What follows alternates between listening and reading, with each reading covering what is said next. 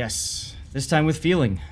This time with feeling. All right, so as we were just saying in the previous drop, I'm glad they were able to get that restart off so quick.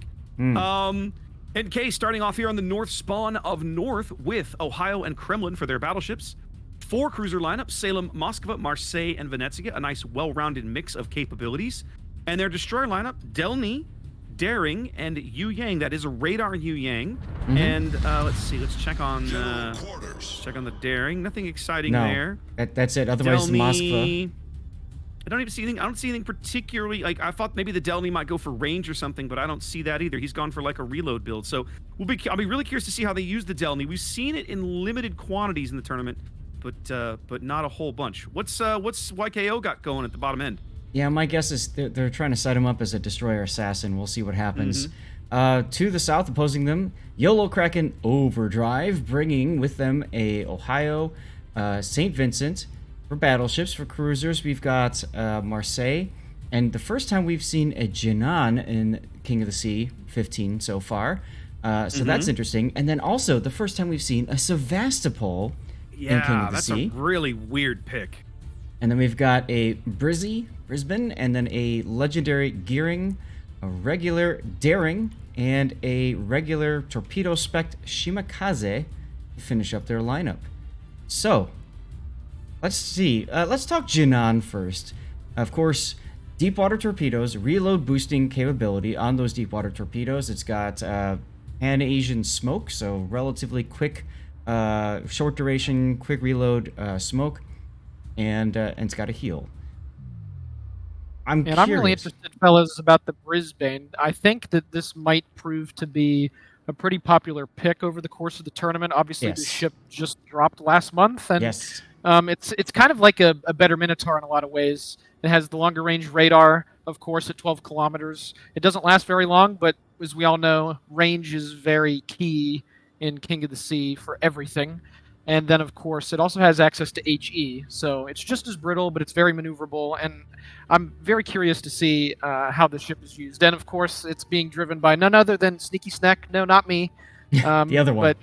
But the other one, yeah. It's not the Sneaky Snake. Better Minotaur. You shut your filthy mouth, sir. Well, unacceptable. Well, we'll see. I did see, fair enough, but I did see a lot of these earlier today on EU, and it does seem that they're going to be pretty popular. Oh, I think so. We'll see. Especially, I think we're starting to see teams basically adapted into the same sort of a role that the old Nevsky used to play here. They're literally pairing it up with a Gearing on this flank. This is a very common play on North. Radar going up now from Sneck, trying to drive Glock Coma. There you go. And his Yu Yang out of the cap. They're going to succeed in that very handily. The Jinan is an interesting pick. We saw some teams try to fold that into their repertoire last event with mixed success depending on the team, because in my experience, the Pan-Asian cruisers are almost like, if you're not pushing into one, they're not very useful, right? They're really good when opposing teams, push into them, but otherwise, kind of questionable.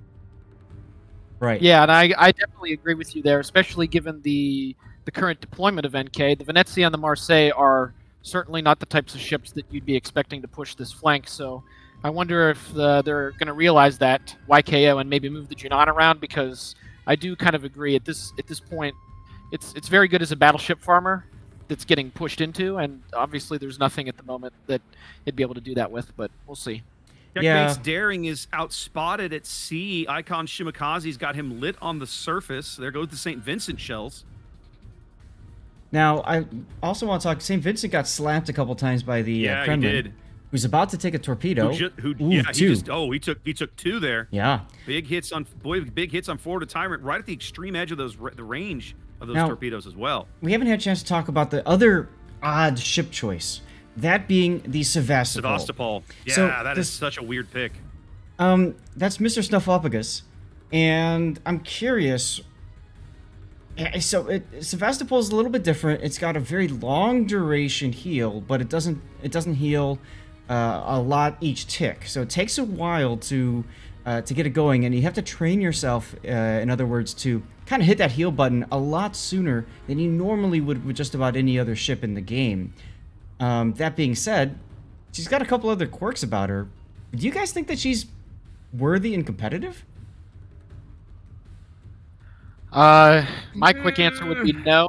Yeah. I mean, the big guns are nice and they're obviously pretty accurate, but being a large cruiser, of course, unlike battleships, it does not have a really good ability to mitigate fire damage. Of course, it can take 4 fires instead of 3. So, I don't know. I mean, we'll see. It all depends on what the teams make use of the ship. Just because it inherently might not make sense, if you use it the right way, of course, it can be effective. But yeah, I agree. It's kind of weird. Yeah. By the way, I'm loving the Tokyo Game Show camo choice by the Yellow Kraken Overdrive. Oh yeah.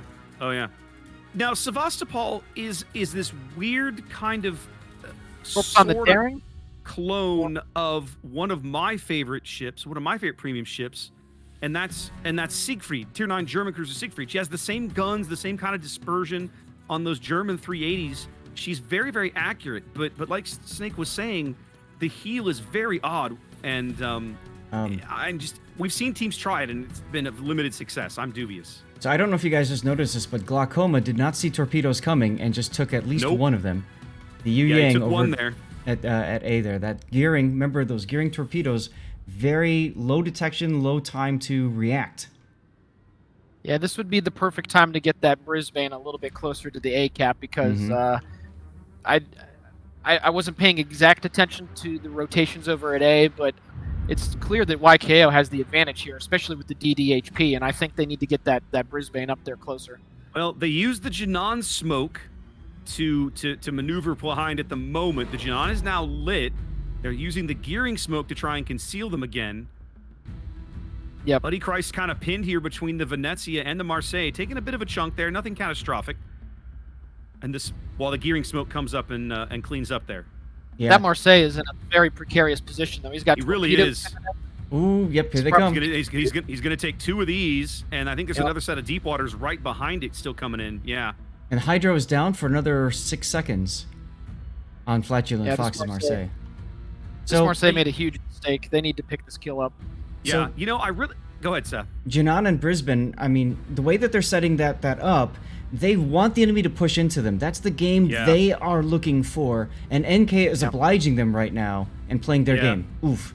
Well, and the other thing that I love about it, Zath, is, how we talked about this yesterday, some of the Brisbanes we saw. Brisbane is almost like a Pan-Asian cruiser in that it's almost a torpedo cruiser because the torpedo armament is so extensive and so potent. Yes. Pairing it with a Jinan this way, you're giving it 2 smokes. You're giving all 3 of these ships have deadly torpedo armaments. This is a really nice 3-ship pair on this flank. Yeah, and they can't let this Marseille get away. No, they're going to pick him up too. Yeah, White Knight's doing a brilliant job spotting for the team over here, hanging out way over on the edge of the map, making sure that Flatulent can't go dark while his teammates work from behind the smoke cloud. Buddy Christ looks like he might take one of these deep water torpedoes. Nope, they're going to run out just shy. But if you look at the other team, right? The rest of the team over at A, I should say, the Venezia is leaving. Glaucoma is leaving. They already realize they can't hold this flank. The Glock can't continue. Daring. Sorry to interrupt at C. No. Shimakaze is losing a lot of HP here. Yeah, he's trying to get hard cover. He's going to sneak in there. Yeah. Well, there's the Salem's radar. Yep. So now he's just going to have to think skinny thoughts for a while. Yeah. Big hit there. That's the Moskva. First blood going to YOLO K here. 8.5 minutes in. It's basically a tie game, although there's our first lead change. It's going to flip back right about there, so it's going to bounce back and forth for a bit. Both teams pretty even. But I think they're going to lose. They're going to lose the Shima. It's going to happen right here. Yeah. There it is. There's the Delny. Icon took a risk, doesn't pay off here, and both teams on a kill. I gotta say, it was probably an unnecessary risk, considering who was able to support him. But it is what it is. Yeah, I think so. I think it probably wasn't necessary. I think picking up a cap is necessary, but they've got such a decisive advantage at the A cap. I don't think C was the right place to make that play. I'd love to see the G9 move away from A. The gearing in the Brisbane can easily deal with the A cap. Now, obviously, Venezia and Yu Yang are going to be on the back foot here. I'd love to see that G9 move over towards the B cap to maybe potentially work in tandem with their Ohio, because I just feel that would be a much better use of its services right now, because usually pushing around the A side north, if you're the southern team, it's it can be quite dangerous. But go ahead, Raptor. It seemed like you had something to say. Well, I'm sitting here watching the 9-10 line, and it feels like they're almost kind of pushing into a win harder thing, and I don't like it. Right? It feels unnecessary right now for them to be taking this risk. Yes, they're upside down on points, but they've got a cap advantage. They have a huge decisive advantage on the other side of the map.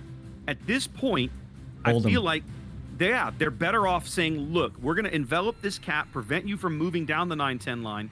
Ziggy now into the bottom end of C with his daring. He's going to try and pick it up, and we'll see what happens there. While you were talking about that, I want to highlight something really important over at A. White Knight, he's okay. White Knight goes in with the gearing, right? Glaucoma pops the radar, and I legit, 0.1 kilometer difference. Ooh, deep water's coming into the smoke. This is catastrophic for Sneaky Snick. Buddy took one, and Brisbane and Sneaky Snick's going to take one as well. And Ohio. And the Ohio's going to take at least 2, one on the stern and one amidships. That's a huge torpedo salvo. Good torpedo salvo there from Glock. But what I was trying to get at is... Marseille's in trouble on the 9 lines. Sorry, Zath. Yeah. He just got chucked for about 20K, and he's down. You see what I mean? I just don't like this. I don't like this push. There's no need for it. No. Yeah. I commented about this yesterday. So after the KOTS stream, I streamed a little bit afterwards. We brought a whole bunch of people in from AAA. We watched AAA play Sur yesterday, and it was like a game they could have won despite having a bot. One of the comments that I'd made is that most players, when they play the game, when they're not sure what to do, Ziggy's in trouble. Ziggy's screwed. He's either the torpedoes are going to get him, or the other daring is, but he's out. Or both. It's only a matter of time. It's only a matter of time. So what people do when they don't know what to do is they advance, they push. Yeah. And the problem with that is either they don't push together, or they push to positions where they just get focused and farmed and dead. That's what happened to the Shima over at C in this game for YKO. This is what happened to the Marseille. It's what's going to happen to the Sevastopol. I didn't even have to look at his hit points to know he's the next target. Bye-bye. Oh, yeah, because they know how his heal works, right? Yep. His heal basically means focus me and I will die because my heal is so slow. Yes.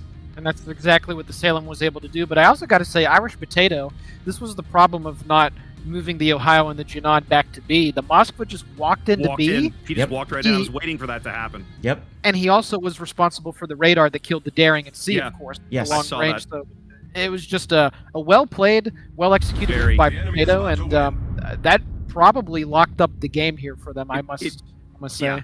Yeah. So first of all, kudos to NK for receiving that push on the 9-10 line and just dealing with it appropriately, right? Oh, God, They started in an inauspicious position on that flank, with Floridian taking all those torpedoes and getting hammered early, and they've held and they've claimed victory on that flank.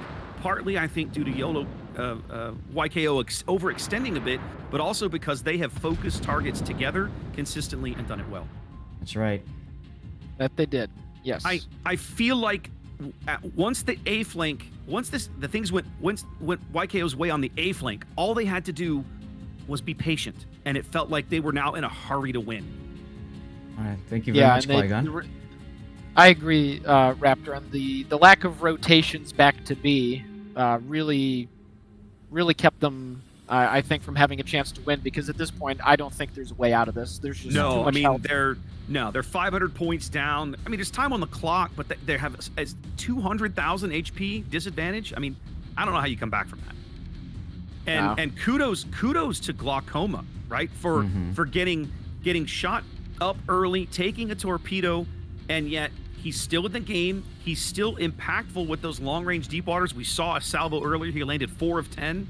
Yes. Like, he's playing a great game back there, even from the back line, still contributing. That's right. Yeah, absolutely. All right, and now if they want to dig Potato out of here in the B cap, the Brisbane is going to blow up for that. So with no flank, with no way to push him from a flank, I don't know how they think they're going to push him out of here. I don't think they care. They're just going. They know it's over. Yeah, Sneck is just going. I think he's just going to get in here and try for probably the torpedo assassination. I'm just ready for my death pick. He's got 30 seconds to try and pull it off as he takes at least one good Citadel through the bow there. He's going to have to show a tremendous amount of flank to this Moss, but against Torps in the water. He does. Should get him dead. He's not going to bag the kill. He doesn't even get the kill. Wow. What a great game from NK. I gotta say, when I first saw how badly things went for them at the A flank and the mistake that the Marseille made, I thought, this could go south in a real hurry. And they just, they didn't bend. They didn't bend. They didn't break. They bent, but they didn't break. Right. Is that what you're trying to say? Yeah, maybe, but I don't know that they even bent really. They just kept playing their game. We went down a ship early. That sucks. Just keep going, fellas. And you saw the result. Well, yeah. No, good, Zeth. Good. I love how they recognized, hey, we're playing the game that Yellow Kraken Overdrive wants. Let's not allow that to happen this time. And they all just, the remainder pulled back and they found a new way back into the game. Wonderful. Yeah.